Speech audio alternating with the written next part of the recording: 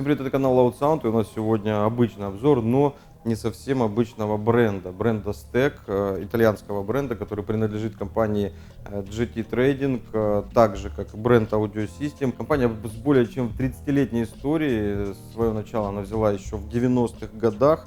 И какое-то время на российском рынке Sound Quality очень гремел этот бренд, его очень хорошо знали скьюшники, потом он куда-то делся.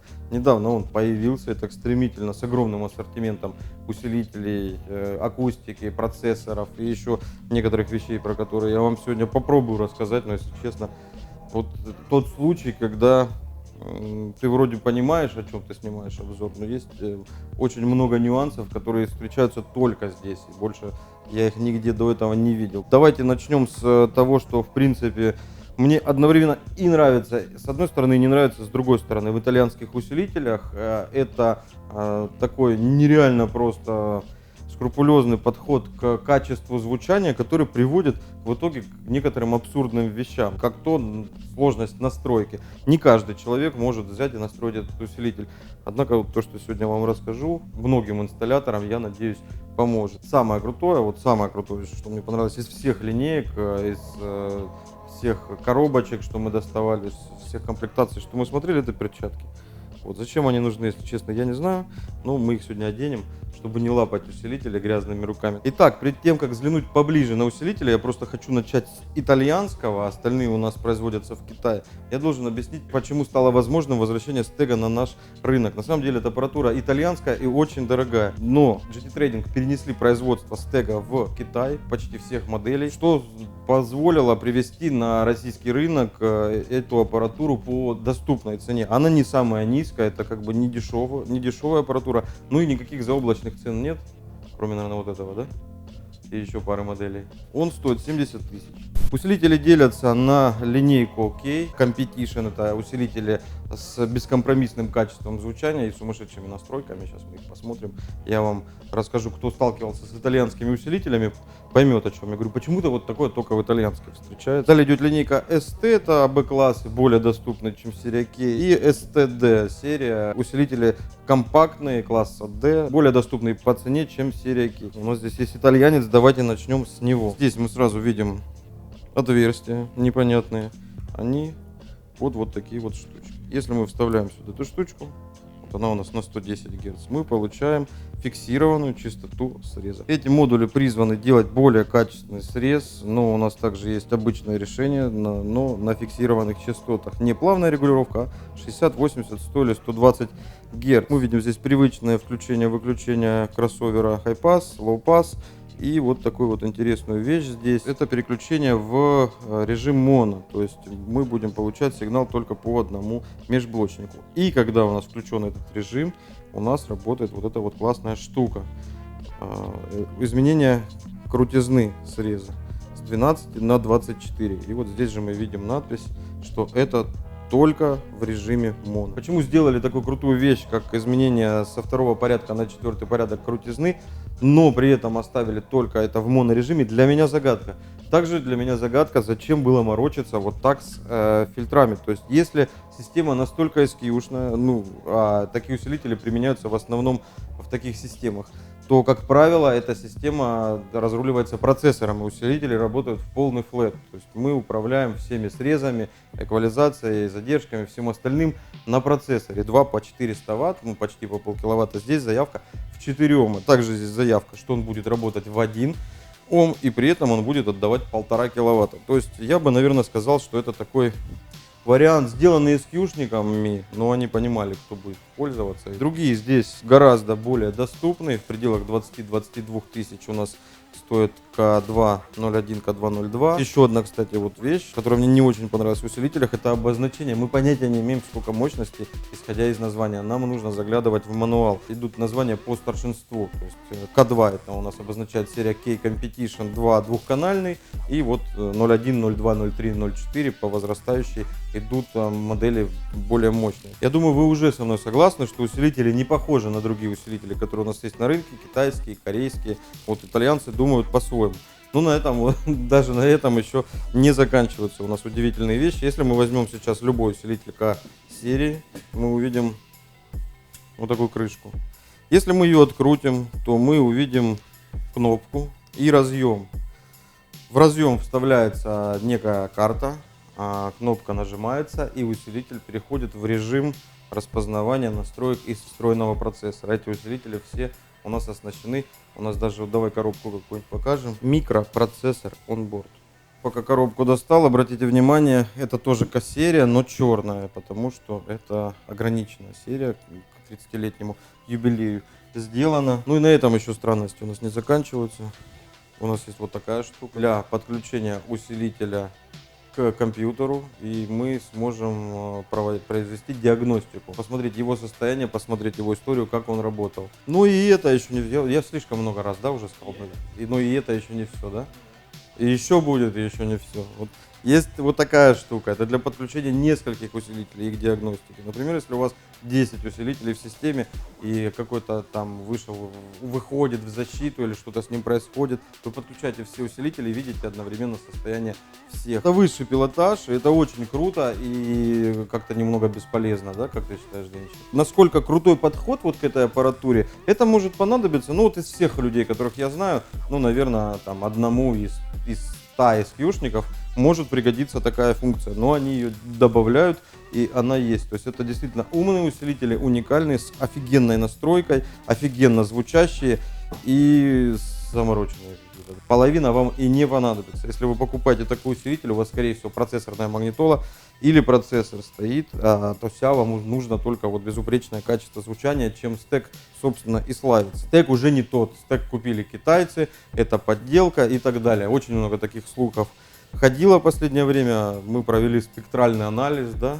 Это GT Trading компания, это она же, которая их же продавала. Просто они перенесли производство сейчас на данный момент в Китай. На усилителях серии ST, STD особо, я думаю, останавливаться мы не будем. Давайте просто посмотрим здесь. Вот четырехканальник, я видел какой-то интересный вот этот высокий уровень вход. То есть мы сразу можем с акустических проводов подать сигнал со штатной, например, системы. Есть делитель 2-4 канала, и это круто. Фильтры по нижнему плечу у нас стандартный HPF Full или LPF. Здесь же подпись Bandpass, видимо, будет работать и нижний и верхний фильтр.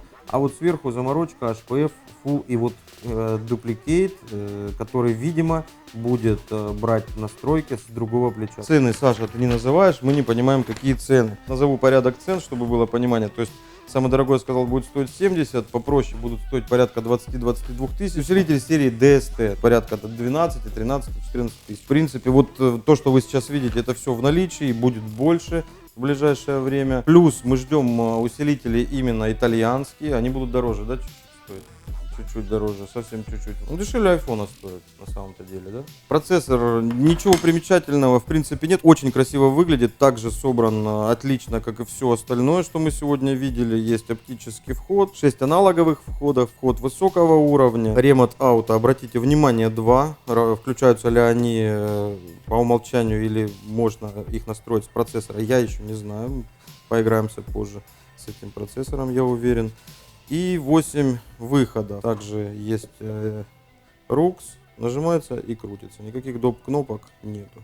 Я подозреваю, что это что-то вроде типового Audison или Герца. Ну, в любом случае, потом посмотрим, рано делать выводы. Пока о нем можно сказать, что он очень красиво выглядит, очень хорошо собран, и стоит он 23 800, то есть дешевле Герца. Надо посмотреть, что у него внутри. Это, в принципе, хорошая цена за 8-канальный процессор. Есть кроссоверы. Тенчик, нахрена ты купил кроссоверы?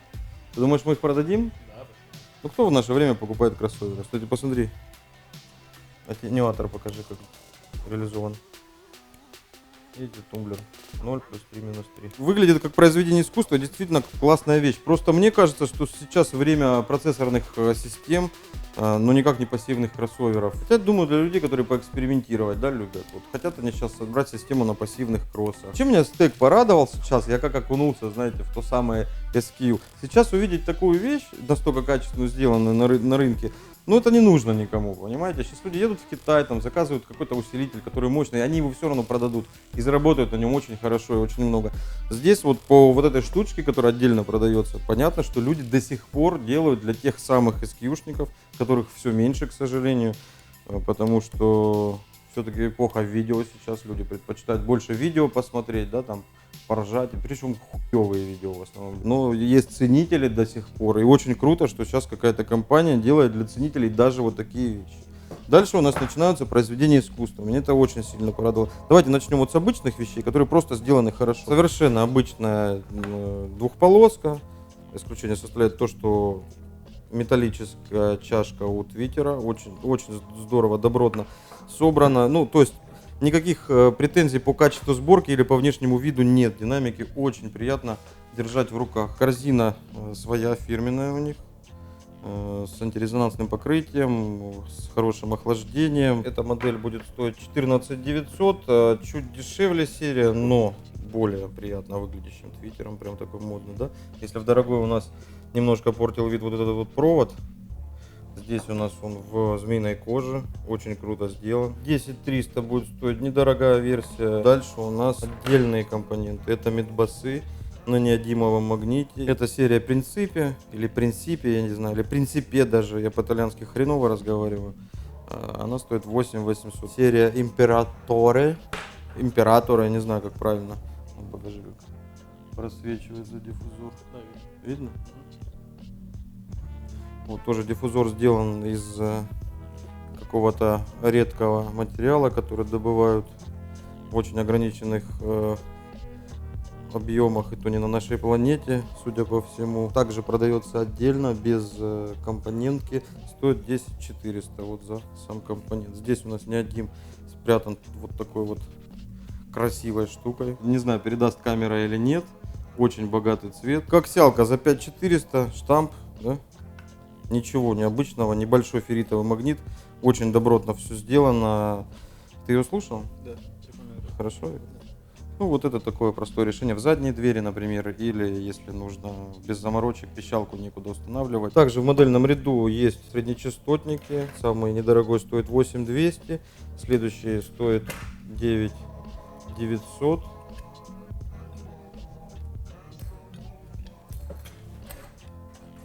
И тот, что подороже,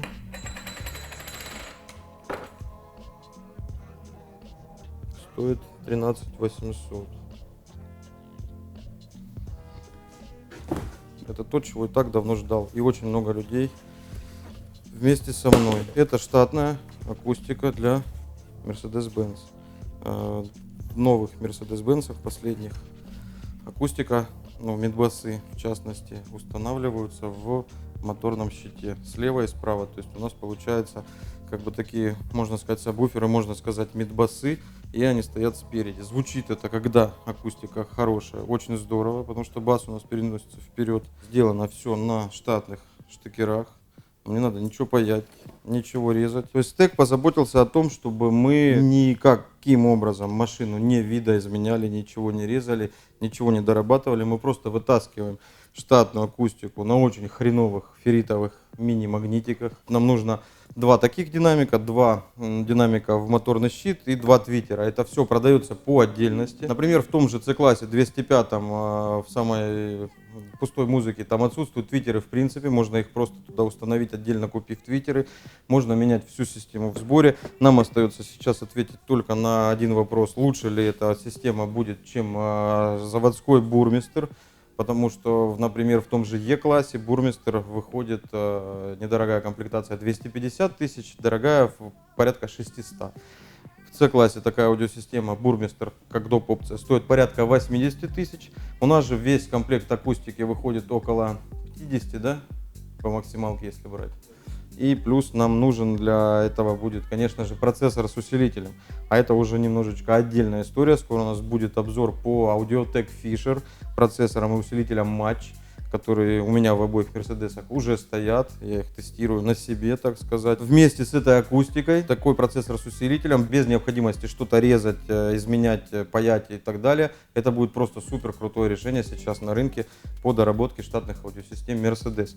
Также Стек выпускает штатные комплекты для установки в BMW. Это на самом деле большая проблема. Сейчас вы покупаете очень дорогой автомобиль, и у вас очень хуевая музыка. Ну, очень хуевая музыка у вас. Даже если вы, бурмистр, в принципе, звучит неплохо. И то в некоторых моделях, и то опционально. Ну, тот же вот в E-классе за 600 тысяч будет звучать хорошо. в цешке звучит довольно посредственно. Ну, если сравнивать с кастомной системой. Конечно, если сравнить с самой пустой комплектацией, звук просто божественный. В любом случае, будем сейчас двигаться вот в этом направлении. Я думаю, что вот с такими железками у нас есть отличный шанс дать владельцам дорогих машин дорогую, хорошую, породистую музыку. Mercedes сейчас в наличии есть, доступен к заказу на loudsound.ru. Ссылку на всякий случай оставлю в описании. BMW ждем через месяц. Стоит ли менять просто акустику, без усилителя? Однозначно стоит, потому что то, что я увидел в Mercedes, все очень печально. Там пластиковый купол у твиттера, очень маленькие ферритовые магнитики, херовая какая-то бумага. Ну, то есть, если вот сейчас вы приедете в Китай и скажете, мне нужно какое-то невидное место в автомобиле, там, закупить огромную партию динамиков, самых дешевых, вот это именно их продают в Mercedes сейчас, как это не погано звучит, но заводская музыка в Mercedes это для вот прям совсем людей, которым только громкая связь нужна, или очень пьяных. Выводы. Стек очень порадовал подходом к sound quality именно. Тут я вижу, что люди не делают этого только для заработка денег, а уже там качество на втором месте. Тут именно какие-то отбитые SKU-шники до сих пор этим занимаются. Либо чтят традиции, либо по-другому не умеют. Но сделано все действительно с упором на качество. Есть компоненты, которые в принципе не надо сейчас выпускать на рынок для прибыли. Можно вложить эти деньги в производство колб, там, межблочников. Правильно же я говорю, Денчик? Берешь деньги, сейчас привозишь Y-кабели и зарабатываешь бабки. Кроссоверы, если люди делают, то это вот правда какие-то люди, которые до сих пор, они еще не разочаровались в Sound Quality. Просто я очень много таких компаний знаю, которые, да ебись оно все конем, зачем это надо, вот качество какое-то, если люди все равно приходят такие, а мне шоп качало, или там, а мне шоп подешевле. Вот и все. И просто на 1000 покупателей один придет, которому нужно будет качественное звучание. Вот компания Stack пока. Я надеюсь, это будет также продолжаться, думает об этих людях. Ну и, конечно, что вот меня больше всего воодушевляет, вот в чем я вижу будущее. Вот эти вот OEM-комплекты сделаны супер круто. Будет в будущем больше практических видео. Ателье, я думаю, вам очень понравится, и оно вот призвано именно для того, чтобы делать такие автомобили, в которых люди хотят изменить звук, но не хотят менять ничего. Спасибо за просмотр. Одно из таких видео, которое вот только для музыкантов, для автозвукеров сделано. У нас таких видео много в последнее время на канале. Я на самом деле решил не гнаться за хайпом, потому что я прекрасно знаю, что если выпускаешь какой-нибудь трэш-видео, его смотрит там 400-500 тысяч человек, выпускаешь какой-нибудь новостной выпуск или обзор аппаратуры, его смотрит там 100 тысяч человек, иногда и меньше. И именно вот для автозвукеров сейчас пилю видео. Пожалуйста, если вы цените это, обязательно поделитесь, обязательно поставьте лайк, потому что в последнее время тенденция на ютубе такая, что проще насрать в прямом эфире, получить какие-то просмотры, хайп. Надеюсь, что после этого видео появилось понимание о том, что такое бренд Stack сейчас, какие бывают линейки. Если вы не совсем что-то поняли, хотите узнать больше, заходите на loudsound.ru, посмотрите там, почитайте, заходите в ВКонтакте, вот здесь правильно я показываю? vk.com/loud2012. Заходите, поконсультируйтесь, расскажем, покажем, продадим можно прям там же, даже не в интернет-магазине. Подписывайтесь на Инстаграм Александр Винников, подписывайтесь, у нас очень много всего, я задолбусь. Все ссылки в описании, на все подпишитесь, лайк, комментарий, все, и поделитесь, вы знаете, что вам делать, всем пока, живите громко.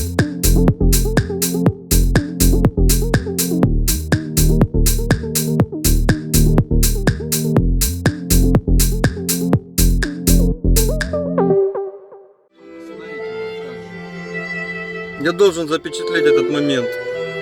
Два президента Эма, Россия слушают музыку у меня в машине, и мне похуй, какую оценку они мне поставят. Наконец-то я дожил до этого момента. К Мерседесу еще привыкнуть надо, сука, что ли, перед треки переключать.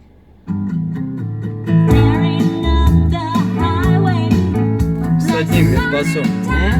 С одним медбасом играет. С одним медбасом играет. Разобрал все, нахуй, Костик, все. Ты главное знаешь, что мне не сломай этот? Подсветка. Работает еще, я надеюсь. Я тоже надеюсь.